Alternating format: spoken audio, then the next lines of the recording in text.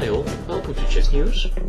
Today I want to take a look at the game that was played between Alexander Morozevich and Gata Kamsky during the 8th round of the Mikhail Tal Memorial in Moscow. It was a dramatic game for Morozevich, who lost his second game in a row. When only 2 rounds ago he was leading the tournament and was also virtually the number 1 of the world after his win against Ponomaryov. You can see his win against Ponomaryov in the previous Chess News coverage. Okay, so yesterday he lost against Ivanchuk. I suppose that Morozevich played a little bit with too much bravoure. And today he also played a very interesting game against Kamsky. It was a very complicated game, and I hope I've been able to make some sense out of it. Okay, here we go. Morozevich opened with e4, and Kamsky chooses the Caro-Kann defense. Now this is the advanced variation. The difference with the French variation is that black still manages to bring his bishop outside the pawn chain. Now Morozevich played a system that was popularized by Nigel Short. I suppose this could also be called the Short system, with knight f3 and bishop e2. Now the pawn structure, of course, very much resembles a French advanced variation. So all these moves are well-known theory. And now c4, which brings a lot of tension into the center. Usually the case when you have this block of 4 pawns sitting together like that. D takes c4 is played. Now knight a3, this is also known. c3 is now played, and knight b5 is played. And of course white is now playing a temporary piece sacrifice. He will regain the pawn on c3, because for the moment he is threatening quite a strong move, namely knight d6, check and mate. Okay, black now plays knight d5, protecting the d6 square, and Morozevich now recaptures his pawn on c3. Now Kamsky opts here to give up his strong knight from d5, which is threatened by the knight on c3, for white's bishop on e3. Knight c3 is also played, but knight e3 is also interesting, of course. It has the benefit for black that now he has gained a pair of bishops, but he must remember that now the f-file has come open, which could be to white's advantage in some lines. Okay, as we can see, white has completely finished his development, and black is yet to castle, so this means that he has to be careful. Now one logical move would be, for instance, to play c takes d4, but then white's advantage in development would become very significant after a move like knight d4. Very surprising. Temporarily playing here, or temporarily just playing with these ugly double pawns, but because of the fact that he has a dynamic advantage, white can maintain an advantage here. For instance, after bishop g6, the bishop was threatened, and now the strong queen b3. Now why is queen b3 strong? Well, first of all, it threatens the pawn here, of course. And second of all, it also threatens a well-timed knight sacrifice on e6, after which, of course, the queen could recapture. And I think Morozevich played something similar like that it was a Slav variation from the Miran some tournaments ago. I don't really remember. I think he beat Grishuk with it. Was it during the World Championship in Mexico? Something like that, yeah. And the king got stuck in the center, and Morozevich managed to win a nice game, if I remember correctly. And last but not least, white is maybe not so much interested in taking the pawn on b7 as he is to put one of his rooks on the d-file, which would put some very serious pressure on the knight here on d7. And let's not forget that the bishop can also add to this pressure. which means that the knight on d4 has all kinds of nasty discoveries. Okay, so in this position, if black were to try and finish his development with bishop e7, then for instance rook fd1 or maybe rook ad1 would be very strong here, also keeping an eye on the f7 pawn. So in this position white already has a lot of threats, yeah, such as knight e6 for instance, or bishop b5 and so on. And if black castles, then knight takes e6 would already be a possibility. Yeah. Okay, so that explains why after f takes e3 Kamsky does not take on d4 because of the funny knight takes d4, but rather he just develops with bishop e7.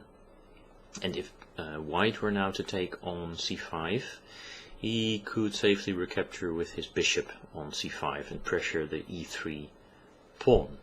Also, then the white knight would not go to d4 immediately, of course.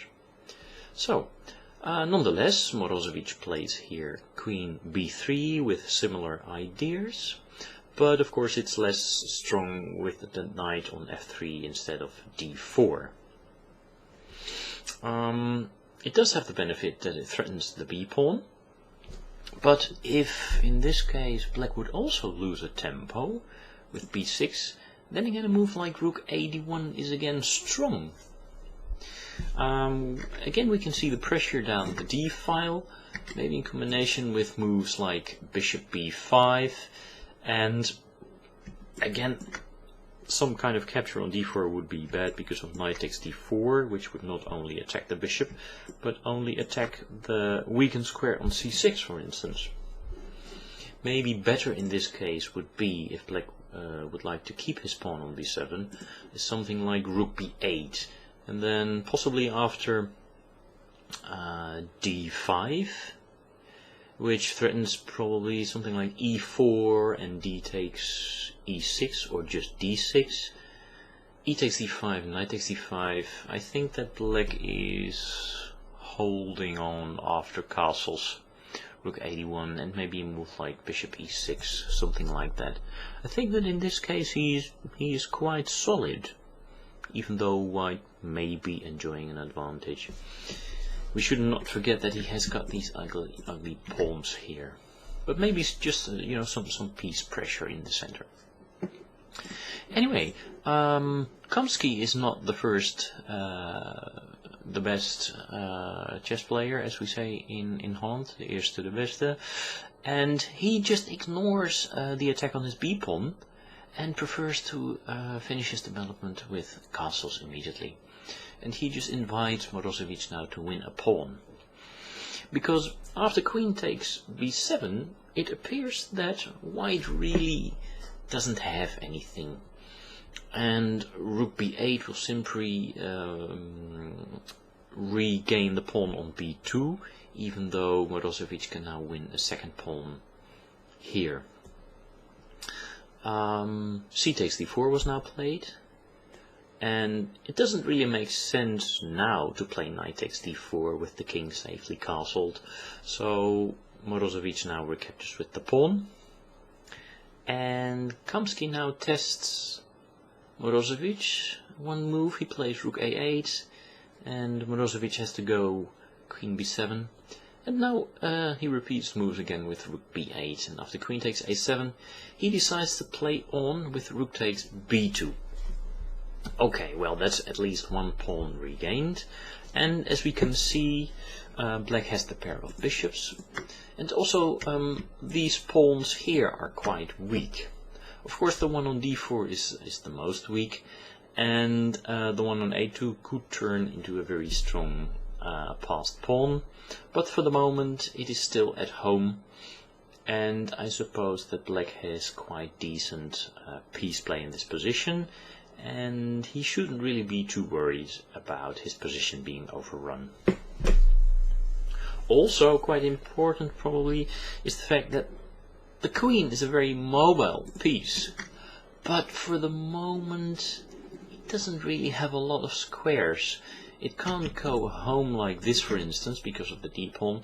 And if it stays somewhere on the a file, it also means that the a-pawn is not really steaming down the board anytime soon. Okay, Morozevich now starts to play with his pieces. Bishop b5, attacking the knight on d7. So that explains knight b6. Also looking to go to the nice outpost on d5 in the future, of course. And now a2, a4. And I suppose Morozevich must have been happy to be able to play this move, which, you know, solidifies his position here on the queen side. Nonetheless, black has very active pieces. This rook here is, of course, exerting quite serious pressure. And this knight is a little bit loose. Maybe we should indicate that with this color. This is a very nice bishop, of course. And this bishop can also come into the game. And as we will see later, these pieces also have quite nice futures. Okay, so after a4, Kamsky played here bishop g4, preparing to exchange on f3 and take the pawn on d4 with check. Now that's important, with check. So that explains why Morozevich now plays king h1. And if Kamsky were now to exchange on f3 like this, then queen takes d4 is a blunder, because it would not be with check, and it could be followed, of course, with queen takes e7. The queen was protecting the bishop from d8. Okay, so after king h8, which was a defensive move, there followed bishop b4. So, putting the bishop out of harm's way on the 7th rank, and of course attacking the knight on c3, which in turn is an important defender of the support point on d5 for black's knight. Now, since this moves the bishop out of the way with tempo, this also means that there is a threat against the pawn on d4. So Morozevich has to play very careful here, and he plays knight a2 attacking the bishop.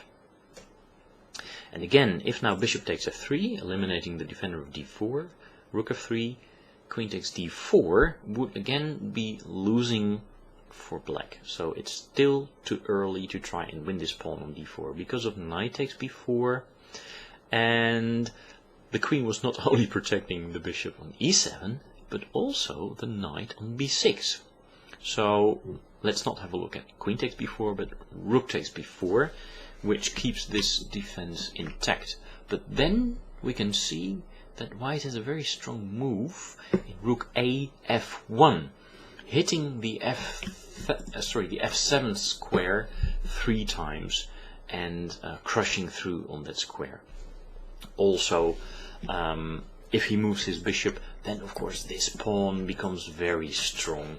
So I suppose that we could safely say that this position is winning for white. Okay, back to the game after knight a2, where Kamsky realizes that he can't really win the pawn on d4 and invites a repetition of moves. He just simply goes back with his bishop to e7. But we all know Morozevich. He could have played knight c3 and just check Kamsky's intentions, but he wanted to play on, and he played here knight c1. And he has got a plan in mind. It's not a fantastic plan, but at least it's a plan to play on, and it is directed against black's rook, which is sitting here on b2, and which is one of black's most active pieces. Of course, now the defense of the d5 square is gone, so Kamsky just puts his knight there. But now comes knight d3, attacking the rook. The rook goes to c2, and now Morozevich manages to exchange this active rook for one of his own. He plays here rook a c1. Now there is an exchange, and yes, let's go back one move. I suppose Morozevich did not want to recapture the rook with his own rook like this. Let's play that for a moment, because then he would have had to reckon with the ruin of his pawn structure on the king side like this. I suppose then black could really try to set up some kind of attack here over the black squares against the king, which is deprived of some shelter here.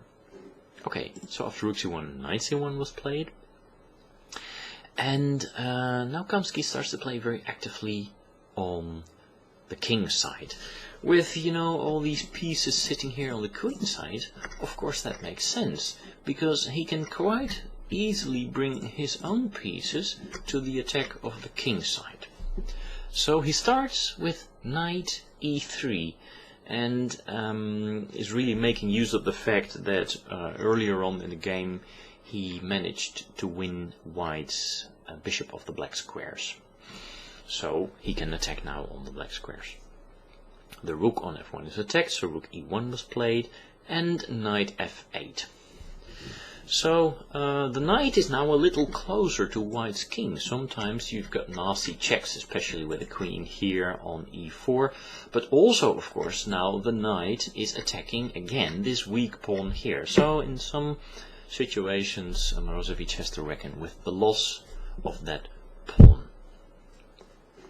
Now Morozevich decides that he should try and defend his king side a little bit more, and he plays bishop c6, reinforcing here the f3 square. But now bishop b4 comes.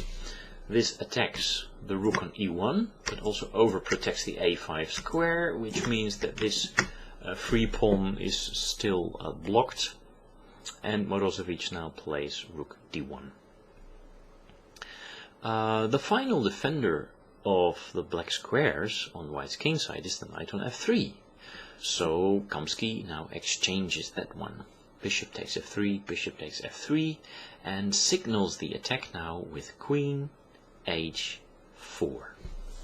Okay, and we're entering a very interesting phase now, where Kamsky really tries to overwhelm Morozevich on the king side. But Morozevich defends very carefully and manages to keep the balance. Now, one disadvantage of bringing the queen to h4 is that she is no longer protecting the a5 square. So Morozevich, yes, let's call him Morozevich, Zalakander, seizes his opportunity and now plays a quick a5. So he takes any chance that he can push his free pawn.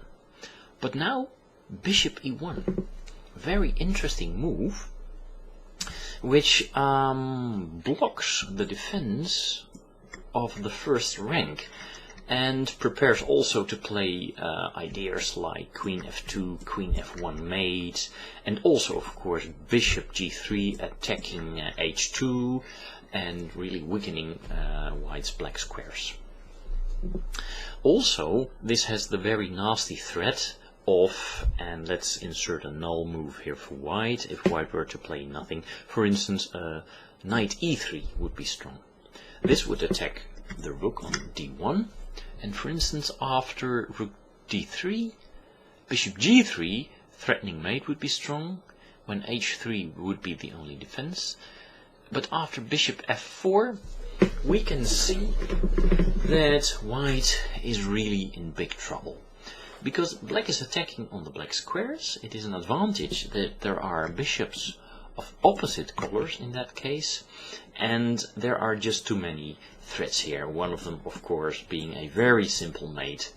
And note that white's king has trouble moving away like this because of the fact that the knight is protecting this square, and also a maybe more direct threat is of course the simple queen a1, which would win the knight on c1.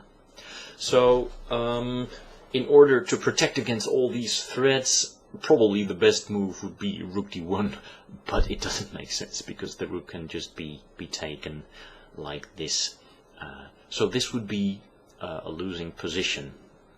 So that's also an important threat after bishop e1, just to play knight e3 and weakening white's defense of the first rank. But Morozevich is just in time. He must have seen this coming, and he plays here knight e2. You know, just protecting some of these important black squares. Now, Kamsky is very consistent, and since he cannot really break through at the moment, he brings in another attacking piece. And surprise, surprise, it's the g-pawn! Yay! And the threat now is, if for instance we insert another null move for white, is to play g4, harassing white's bishop, which is probably safest placed on c6, and then again knight e3, trying to get some kind of an advantage, attacking the rook, for instance rook a1 behind the free pawn. But now knight f1 is strong, hitting the h2 square. And well, there really is only one move to defend, and it's h3, to try and block the access to the h2 square. But after g takes h3 and g3, we can see that black is now winning material like this. And I suppose that probably black is winning this position, or at least has very good winning chances. He is not mating immediately, although he's threatening h2 and queen g1, I suppose. But maybe white is just in time after a move. No, this would be stupid. What would be better then? Let's see, maybe queen b6 would be an idea here. Because then if h2, then bishop g2 is always possible. Anyway, very difficult position to defend for white. So let's go back to the move that was played in the game. g7, g5, very interesting. Okay. Now again, Morozevich decides to reinforce the long diagonal with queen b7. And let us try and understand why this is a defense against the march of the g-pawn. Because we just saw the march of the g-pawn with a null move for white to try and understand why it is a threat for black. But in this case, after queen b7, it's not a null move. I suppose we could try to play here, g4. And then bishop e4 would be possible. Yeah, now the bishop doesn't need to go to c6 because it is protected now by the queen on b7 and is now threatening maybe to take the knight on f5, which is a very important attacking piece. Okay, but of course the knight can move out of the way like this, just like in the previous variation, rook a1, knight f1 again, attacking h2, h3. We have similar lines like this. Okay, but now white is in time to move his queen over the b file. I suppose, since there is no immediate mating threat, maybe you can just attack the bishop with queen b1. Yes, this should probably hold, also because of the fact that now this guy has become very strong, of course. And let's not forget that also the pawn on h2 is now threatened. Yeah. Okay, still very complicated, but much better chances here for white than in the previous line, of course, with the null move. Okay, so queen b7. I suppose we can now understand that move. But it has the disadvantage that it loses the beautiful a-pawn. And Kamsky now, of course, takes the a-pawn, which makes you wonder if maybe after g5 queen b6 would also have been possible. Again, we can look at a move like g4. Maybe now bishop c6 is more safe. Again, knight e3, rook a1, you know. Knight here, h3, takes on h3, g3, knight takes g3, knight takes g3. And queen takes g3, and maybe again here, queen b1 or queen b2 to try and protect the second rank. Oh, queen b1. Maybe this was to be preferred, I'm not sure. At least it would have kept the a-pawn, it seems. Anyway, very complicated game. It's impossible to figure all this out also for the players. And maybe there was another idea attached to queen b7 by Morozevich. Okay, let's look at the game continuation. Now Kamsky regained his pawn. And, yeah. For the moment, white now is the strongest guy on g3. And now he plays g3. Maybe this is his idea. Yeah, this is probably his idea. He just wanted to lure black away from the g3 square with his bishop, which was sitting on e1. So he said to Kamsky, just take my pawn, because then I can push my g-pawn, and then I will just thwart the attack and try to play with whatever little advantage I've got. But at least then I will have the opportunity to play for a win in a very safe way, without having my complete kingside wrecked, just as we saw in the previous variations. So this is the game, g3. Kamsky played queen h6, and now queen e4. Morozevich starts to centralize his pieces, and by the looks of it, he may just have the better pieces, and also has some hope of trying to exploit these weaknesses here that were created by the move g7, g5. So this is grandmaster play, you know. They just try to trick each other. Yeah, you know, they try to seduce each other and play with small means. Anyway, so far I think Kamsky has played an excellent game, and maybe this is his first small inaccuracy that he plays, even though it's nothing lethal. He plays now knight e7, which is a somewhat passive move.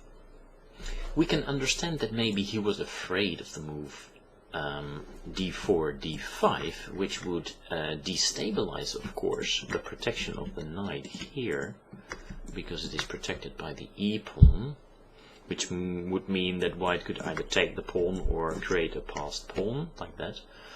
But it was not too late to activate his rook with rook b8, because at the moment d5 is still not yet possible because of the very strong rook b2.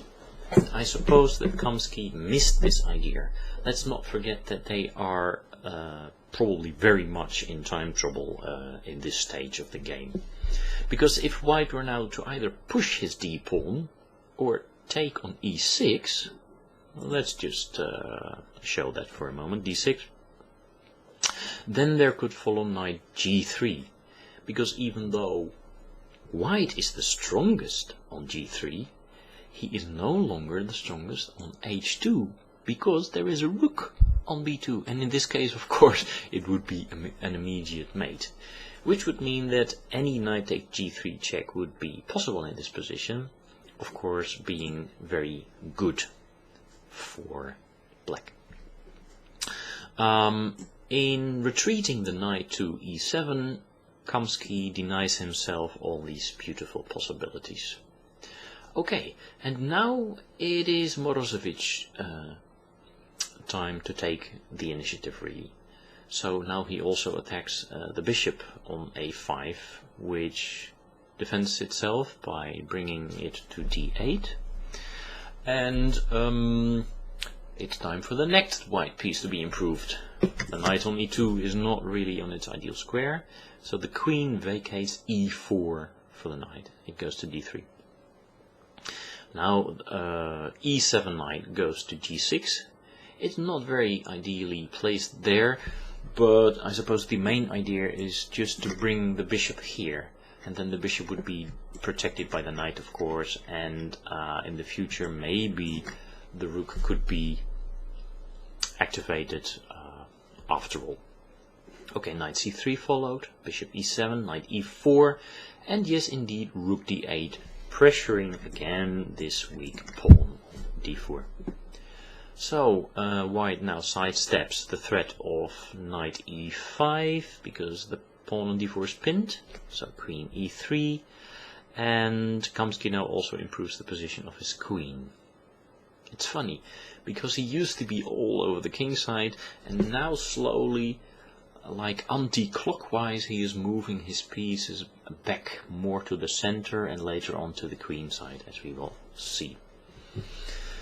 Now, even though Morozevich enjoys a slight advantage, which has to do with the fact that he's got the better pieces, and that also this guy here is weak, of course, it is very difficult to win this position, I think. It has to do with the fact that play is really only on one side, and white also has a weakness on d4. So now let's see how Morozevich tried to improve his position. King g2 he now played.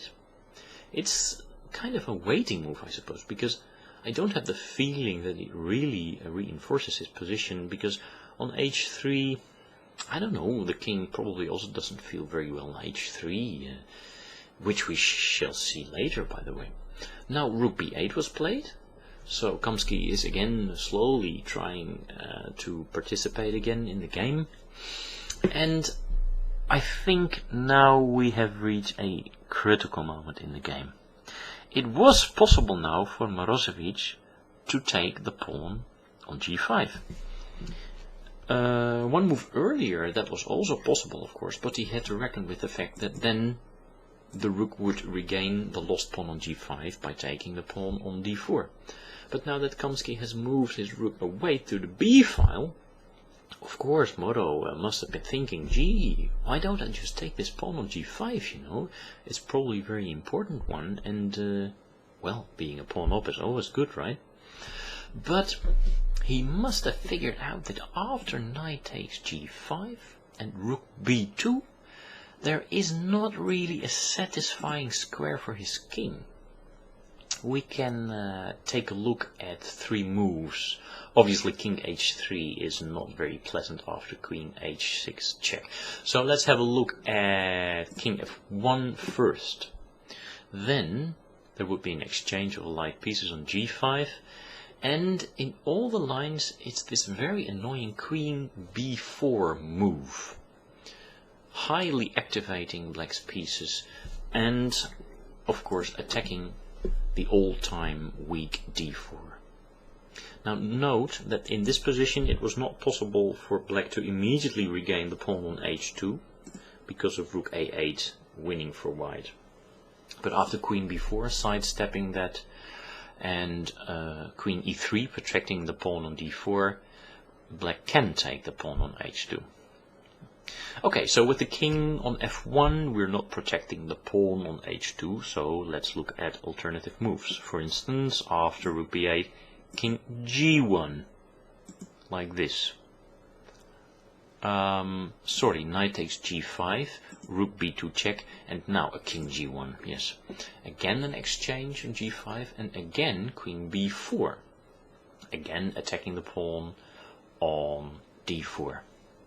Now note that queen f6, threatening of course something like rook a8 probably, simply doesn't work because of queen takes d4 check, king h1, and now safely protecting the back rank with rook b8. Black would be better in this case. And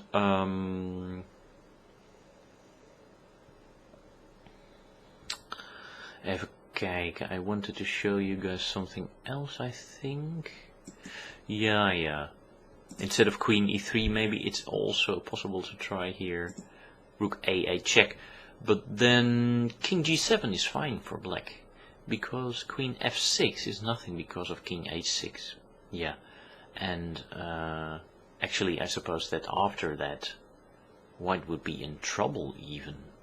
Yeah. Okay, so back to bishop h5, knight g5, rook b2, and the second alternative, king g1. Exchanges on g5 and queen b4, and always this queen e3 to try and protect. But now black has rook b3, very strong, attacking the knight, and behind it the bishop. So after rook e4, there can follow rook takes f3, because after the blunder queen takes f3, queen d4 would win, of course, for black because of king g2, and queen takes a1. Note that a lot of white's pieces are situated on black squares. After this, you see, we can just see the mathematics in this position. So after rook f3 first, rook a8 check would be possible, of course, and necessary. But king g7, queen f3, queen d4 check leads to a repetition of moves like this.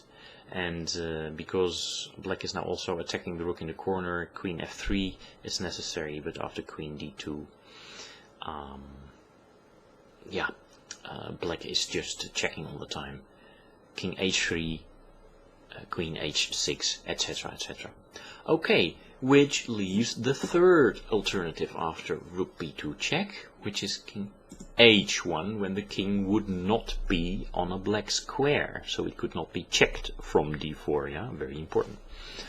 But it also has a disadvantage. Bishop g5, queen g5, queen b4, queen e3, and now, amazing, amazing, again play over the black squares, rook h2 check, king h2, queen b2, regaining the rook in the corner, and this is also a drawn position, of course. No more winning chances for Morozevich.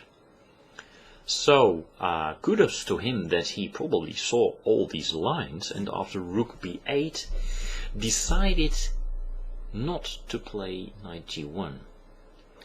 But, yeah, as I said earlier, I suppose this was a very critical point in the game, and maybe it was safest for him to just play these variations and just go for the draw, because there really aren't any winning chances.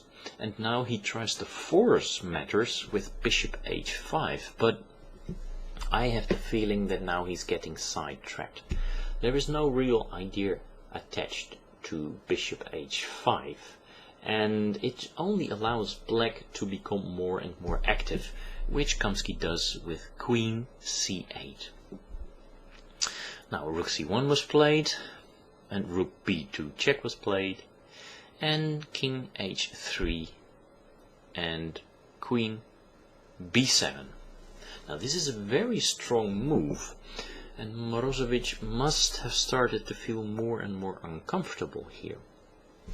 Of course, Kamsky has now managed to create some very beautiful cooperation between his pieces, and note also that this guy here on e5 has trouble moving because the black queen is indirectly eyeing the g2 square. Ooh, that's very scary, very scary. So you can feel the pressure adding to white's position. And still, nothing was wrong in playing a safe move like bishop f3, you know, just protecting this long diagonal. But I don't know, maybe he was influenced by the fact that he was the virtual number 1 for 24 hours and that he lost yesterday. I don't know, maybe just a little bit of a silly game against Ivanchuk, and he just wanted some kind of revanche. And in this position, Morozevich really starts drifting. He plays here bishop takes g6, giving up his bishop, which is a very important defender of these white squares here. And we shall see that black later threatens also maneuvers like queen b5, f1, etc. So it is dubious, to say the least, to exchange this bishop of the white squares. Now, there are two ways to recapture, but of course the most interesting and dynamic is to recapture with the f-pawn, because then you can try to stir up some trouble with the h-pawn later on. Now, white is already pressed for advice here. Probably the safest move was to make the queen defend the white squares. So queen d3, for instance, which would be aimed against a possible queen b5 or queen a6. But Morozevich didn't play like that. After f takes g6, also possible, but wrong, would be knight takes knight f6 check, because of bishop takes f6, e takes f6, and h5. And white is in huge trouble. Yeah, again the threat is of course queen takes g2, and these pawns, they are just a horrible front for the white king to meet, and there's just too much pressure now, and insufficient defense against black's threats in this case. So white really must keep his knight on e4. So it's kind of pinned also, you know, because it's pinned against the g2 square. So this probably explains why Morozevich went wrong here again. I think g4 was not a very nice move to play, because it now gives black the added opportunity of creating tension on the king side with h5. Kamsky must have felt that the tide was turning, and he decided to fuel the oil, if that is a correct expression, I don't know. And again, under pressure, Morozevich makes a mistake here. Probably still best with queen d3 to try and protect as much white squares as possible. But after h5 he played here rook c3, allowing queen a6. And now queen d3 would be too late because of queen a2, heavily pressuring the second rank. And after a move like queen g3 to try and protect h2, b2 would be winning, threatening both the knight here and of course the horrendous check here on f1. So after queen a6 is already trouble for Morozevich here. He played now rook d3, and Kamsky now really puts on the screws with queen a1, threatening moves like queen f1 check, of course. Okay, Morozevich manages to protect the f1 square with knight d2, but the knight is now, you know, well, not just the knight, I mean all white pieces, they are really stretching themselves. And after queen d1, which threatens, of course, to play queen g4 checkmate, and also puts added pressure here on the knight on d2, I think that white's position is probably lost. Now Morozevich still has a tactical trick to try and prevent both g4 and the knight on d2. It's very funny. And it's queen f3. Because note that if black would now to try and win the knight like this, he would actually be losing because of this move, queen takes d1. But of course, after queen f3, Kamsky moved his queen out of the way. He played here queen e1, sidestepping the attack of white's king against his own king, a queen I should say, and again threatening now to win the knight on d2. And there's just no saving this knight anymore. Yeah. Okay. Well, I'm saying that, but what happens after knight e4? I didn't really check that. Oh, come on, let's not be stupid. Queen h4 is checkmate, of course. So, after queen e1, there is not just only the threat of taking the knight, but also, of course, the threat of queen h4 check, etc., etc. So this means that again the knight is pinned, you know, against the g2 square. In this case, not from the queen on b7, but in this, but from the rook on b2. It's very funny. You know, don't you just love chess? It's a beautiful game. Okay, so Morozevich decided to throw in the towel of the knight at least and play g takes h5. And funnily enough, Kamsky now decides to take the knight, and we can't blame him, but it seems that he's a little bit too early. Probably better would have been to keep the pressure with a move like queen h4, king g2, g takes h5. And then after queen a8 check, king g7, queen a1, I'm just throwing out a few moves, attacking black's rook, and queen e4, king g1. I think that black has a very, very good endgame after queen takes g3, queen takes b2, queen e3 check. White's king is still in trouble.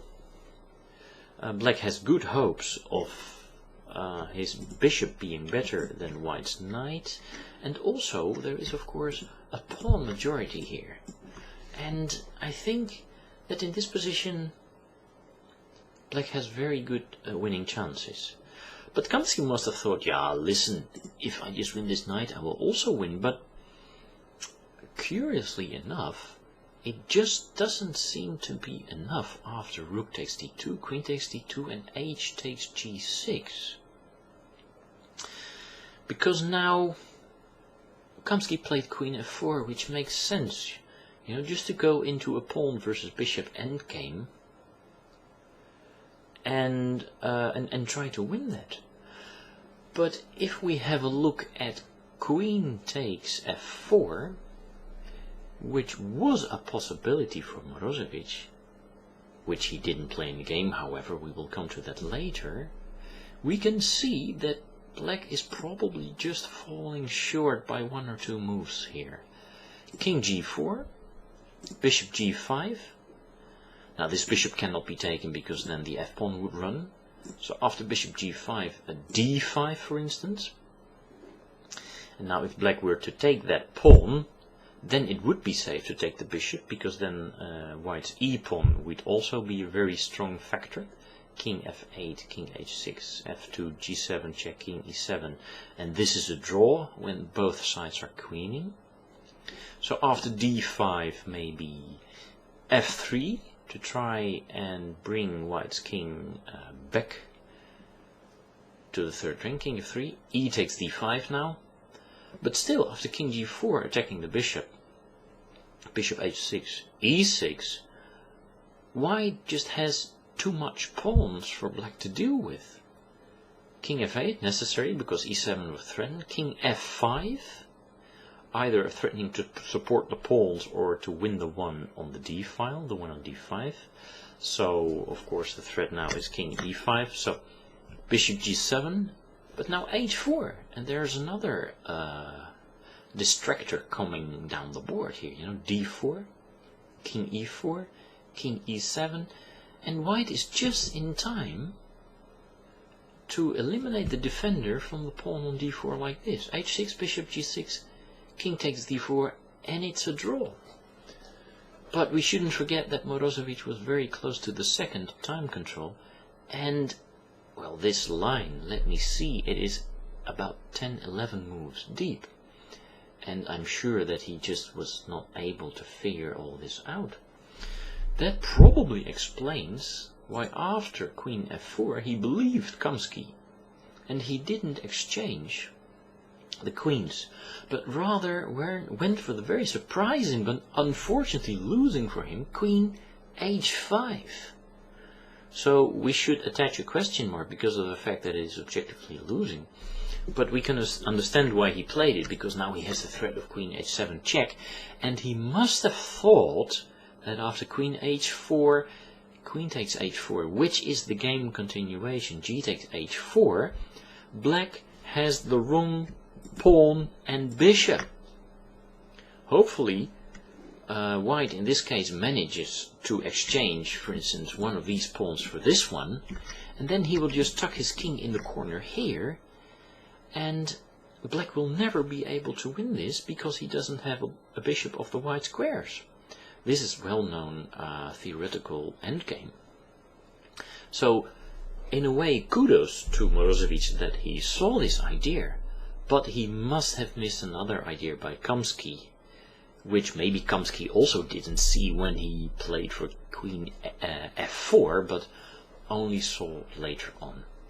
We will see now why this was a losing idea. So back to queen h5, queen h4, just another small intro to the end of the game. Queen h4, g takes h4, queen g4, king g7, h3, bishop d8, preparing again to attack the weakness on d4. But Morozevich must have thought, well, I'm in time to protect that pawn, and then I'll just play d4, d5, you know, and hopefully I'll just be in time to bring my king back to the king side and draw as discussed earlier. Bishop b6, king e4.